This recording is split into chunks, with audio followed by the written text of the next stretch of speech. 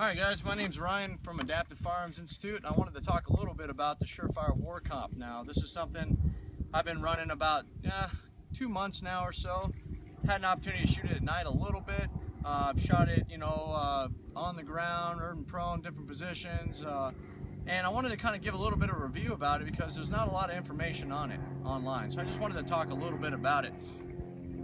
It's kind of like everybody else out there. Everybody's trying to make the perfect hybrid, if you will, or combination muzzle brake. I mean, you've got everything from you've got somebody's trying to get you good flash ability, but you are going to lose something in maybe comping or in concussion. So everybody's trying to make something that works great in light discipline, that's going to work great for concussion around people around you if you're working in small units or just on a range or in a class. And a lot of people want naturally braking. So Surefire's answer is definitely this three-prong muzzle device here, and what they did is they actually added some holes, and if we can get a kind of a close-up up here, we can kind of look at this. What they actually did is they added some ports up here at the top, and they added some ports on the right hand. Now, the right-handed ports here is because most shooters are naturally right-handed. So what that's actually supposed to do is aid when you're actually shooting, is aid in the fact that it's going to help recoil the gun towards, because the gun's going to naturally want to go the path of least resistance, which is going to be the opposite side of the hand. So it's going to help keeping the gun going up and down. Do I necessarily like that? Well, we'll talk about that a little bit later. Me personally, I kind of wish they just would have stuck to the holes on the top, and not put anything on the side, because I think that just adds concussion to the right hand side for anybody to the right of you. And personally, if I'm shooting one-handed or left-handed, well, then it's actually pushing my sight slightly to the left. So thought I'd do some tests for you guys to see a little bit later, because again, there's really not much on the internet right now, because I don't think there's very many of these out right now. So later on, we are going to do some concussion tests for the best that we can do. I would have liked to have a couple extra people here, and maybe we could have some people standing next to it, but we'll use some paper and shoot on each side of it. You can see the difference in concussion, and maybe we'll do some random shots you guys can kind of see. I thought we'd go urban prone. You can see what kind of kick up we have from the dirt. So coming here in just a second, we'll go ahead and get some live fire in.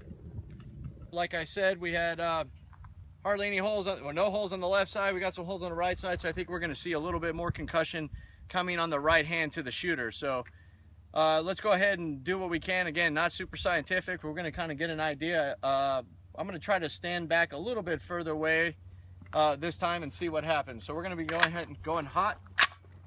I think right now I'm going to stand about 15 inches away right here and see what happens. So I'm going to give about one shot. You can see, not too bad, 2 shots. And we'll get a little closer now, about, let's say about 10 inches I'm about right now. Not too bad. So you guys can get a pretty good idea. I was probably about 10 inches away.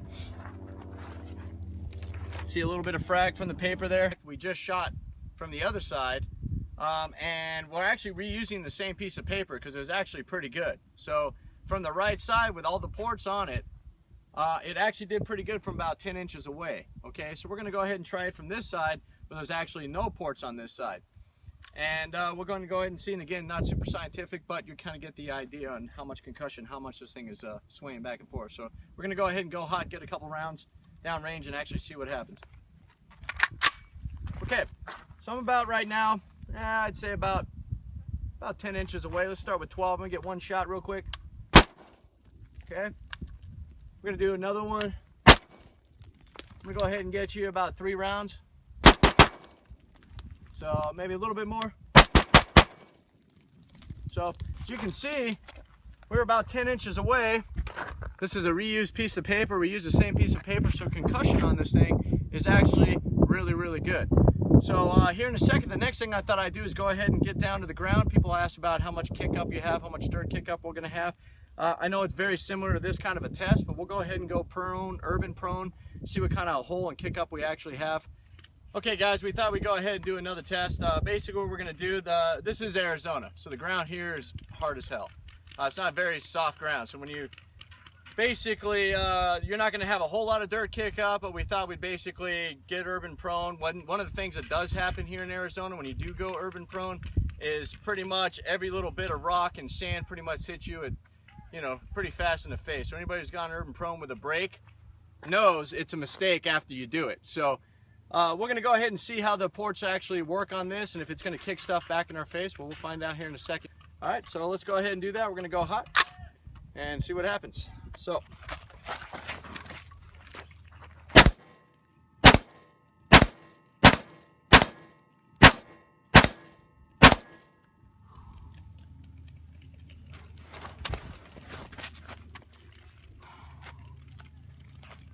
all right, well, let's go ahead and take a look at this hole we got here real quick. As you can see, and if you guys could actually see that, and maybe you can take a look at my face, I did get a little bit of kickback. You know, I was shooting at about an 8-inch steel over there. So you can go ahead and see, we did get a pretty good crater going over here. You can kind of see a little ripple effect coming out from the concussion. Not bad. It's definitely not a surefire break, like in the sense it's not a traditional break. It's not like a dual port. I think you would notice if we did this on the other side, definitely would be better. And we'll go ahead and just flip around. And I think what I might do just right now, we can actually just flip real quick on the other side. I'll just take some shots, and we'll do it right next to this hole so that we can kind of see, you know, what else, you know, what it looks like from the other side. So we're gonna go ahead and do that right now.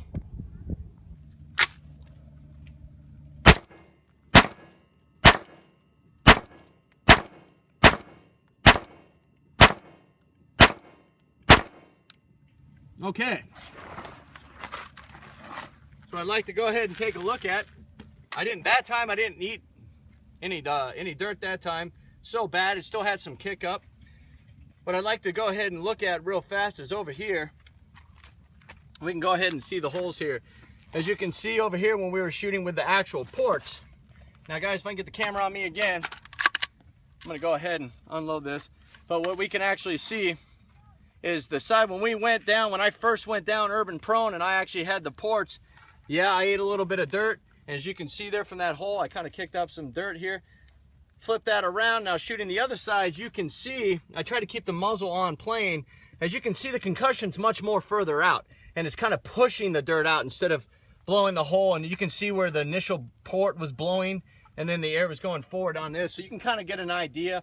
Definitely didn't eat as much dirt on the other side. Now, again, this is where we talk about, you know, there's always trade-offs with stuff. I really think Surefire missed the mark on putting the ports on the side. I really do. And my honest to God opinion on that is wise. I get why they did it. I get it. Path goes least resistant. I'm shooting one-handed. But again, you start shooting left-handed, right-handed in different situations. I think they could have had the perfect combination of flash hiding capability with a three-prong flash hider, which is proven. And I think with adding the ports on the top, I think would have just really hit it home in the sense that you would have gotten the concussion reduction, or excuse me, not concussion, the recoil reduction that you wanted without the left lateral and without the concussion naturally coming in on the right side. Is it as bad as a dual port break or, you know, say a battle comp, or, you know, I've tried them all out there, the EFABs, or, you know, anything like that. Basically, is it as bad? No way. I mean, definitely, especially when you're standing in line shooting next to people, it definitely has more of that ringtone as a flash hider. And what I mean by that is you can usually tell on the line who has a break and who has a flash hider. This definitely, I would say, is more of a flash hider with the comping ability, which is what Surefire set out to do. So they did a really good job setting out what they, you know, to set out what they actually wanted to do. One last test I thought we'd go ahead and do is just kind of a slow motion on recoil. Now, I came back to our target we used for concussion. Only reason why is I thought it had you at least have a reference mark on the background. This, again, nothing super scientific about it. Pretty much any gun with proper technique is going to not recoil very much. It does pretty well in recoil management though, but we thought we'd go ahead and do this, and we'll have a little slow-mo added to it so you can kind of see the reduction. Okay, so I'm going to go hot, shoot about, I don't know, 8 to 10 rounds, whatever I have left in this mag, and we'll go from there.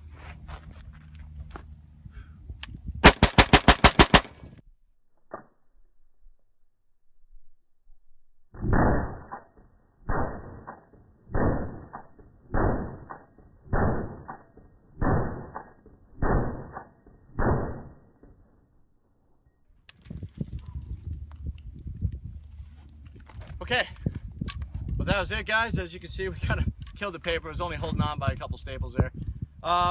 Let's go back and we'll do that review. Okay guys, well I just wanted to go over my final thoughts on this flash hider. Again, I've been running it for a few months now. I have it on about 5 different rifles. I've even tried it in the 7.62 on a 300 blackout. Some reason on the 7.62, now it may have been because I have an early production model or something, but on mine it didn't have any ports on the side. My 7.62 only has it on the top. I wish they would have done that on the 5.56. Again, not saying anything bad on the Surefire on the Surefire Warcomp. It is a phenomenal hybrid. And what I mean by that, guys, I mean if you're looking for a flash hider that actually has comping capability and really good on concussion, it's really not that bad. I mean, I would definitely classify this like Surefire did, more as a flash hider with comping capability than I would on, say, a break. But that being said, I mean, it is really good. It's good on all 3 points. So they did really well. I wish they would have made a few changes. I wish personally it wouldn't have been so long. I think it is a little bit long, and I didn't actually bring a measuring tape to give you exactly the dimensions. Seems a little long. I think they could have shortened it up another ½ inch. Now, I think they did that just to keep flash hiding better. Me personally, I care more about the concussion and the comping and the flash. I mean, it's all important, but I look more for, because as an instructor and I'm on the line, I have people a lot of times around me and I'm in different positions all the time. I do kind of like concussions, very important to me. I don't want to be sitting there and having everybody gather around me and blowing them out with, you know, with a break. So, so that being said, I do tend to lean more towards flash hiders. So I wish they would have made one prong slightly shorter than the other one, because you do get the ring. I don't know if you actually heard it on the video. There is kind of a ring to it when you do shoot it. It's not bad, but for those of you who really, some people it really bugs the crap out of, there is a ping. Other than that, again, I wish they would have just kept the holes on the top. I know I've said it multiple times in this review, but that's just my honest. I really wish I think that's where they just missed the mark on. If they would have just kept it on the top, it just would have been the same regardless what hand I'm shooting with. It doesn't matter what position I'm in, you know, everything's the same that way. Flash hiding, I haven't got an opportunity to shoot this much at night. I have a night class coming up, and I'll definitely put it through the test at that point. I have no doubt it's going to do really well at night. But again, I will definitely do another video, you know, follow up on that at night. We'll shoot some of this at night, and we'll do it with some MVGs on or something like that, so you can actually see what all that looks like. Other than that, again, Surefire's got another great product. For those of you guys who know, I'm a big Surefire fan. I really like, it's the cans I run for the most part. I really like them. Again, I think you've got, if you're looking for something that's a flash hider, something that's not going to be letting everybody know at the range where you're at, you know, in other words, you know, like you go out there with a break and everybody's like, oh, there's that guy with a break again. This is actually really good, and again, it does compensate very well. So Surefire did another home run. Again, I think the next video we're going to come out with, we're going to talk a little bit about another product that's out, and it's the Gemtech Bolt. Now, I've been running that now for a little while as well, and that's going to be in a future review. We'll put a can on this. We'll actually show how well it does work. Okay, so this is Ryan with Adaptive Firearms Institute. Stay tuned for further reviews.